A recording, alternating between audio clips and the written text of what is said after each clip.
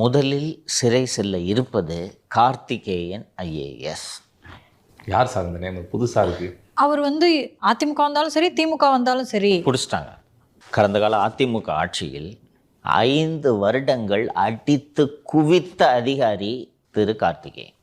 அதே துறைக்கு இவரை திருப்பி இந்த அரசு நியமிக்குதுன்னா அப்போ எவ்வளோ ஒரு செல்வாக்கான அதிகாரியாக இருப்பார்.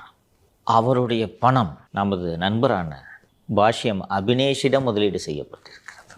நாம் ஏற்கனவே ஒரு ஐஏஎஸ் அதிகாரிகள் தங்க வேட்டை நடத்தியதை பற்றி பேசினோம் அல்லவா? அதில் அவருடைய பணம் இருக்கிறது.